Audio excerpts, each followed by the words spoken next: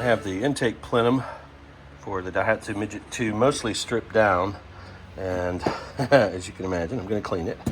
But before I do that, before I start the cleaning process, I'm going to take a scribe and I'm going to mark these carbon areas where I can see that the intake needs to be opened up to match the head. I'm going to scribe it so that if my cleaning process eliminates all that carbon, I'll still know where to grind. Back to the subframe that supports the engine and transmission on the Daihatsu Midget II. I have taped up, there's a drain hole for rain and the ends are open. I'm going to be pouring the remainder of the POR 15 into this, taping it up, sloshing it around a bunch, and letting it cure on the inside.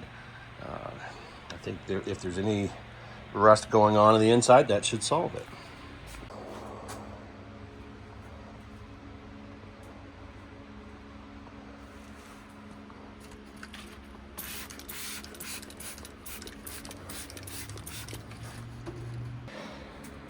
Getting ready to start matching the ports, and my scribe marks were useful. My wire brush, I'm using a thin wire brush just to not take any material off really, and it did wipe the carbon away, so my scribe marks came in handy. May be able to see them.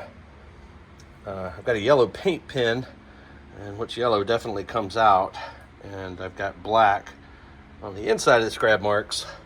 I don't want to go too far. This will be a stop and go process just to make sure I'm not going too far. That way I don't cut into a water jacket or the EGR port, which is actually down here. I'll flip this around shortly and you can see the part of the plenum where it feeds to the valve on the side, but that's where the EGR valve connects. I know this because I sprayed brake cleaner through and that's where it came out. I'm not sure it showed up well on the camera earlier, but some people I think know more than me say that those rough casting lines are an impediment to good flow, and you can see them pretty well when I put this little light up there. So I'm going to be going after those as well, kind of flush and smooth that out a bit. These are the grinding bits that I'll be using. $70 at Harbor Freight. One of the pieces of advice that I picked up was if you're an amateur like me, you'll do better using a 90-degree die grinder because you'll find it easier to steady your hands. So I'm going with that. All right, that's post-porting. My angle's not great, but that's where I ended up. And I also, let's see, back it up a little bit here. I also noticed that the carburetor plate, insulating plate, I guess that is, didn't line up exactly right. So, took care of that as well. I had a lot of tool chatter. I may be using the wrong tool.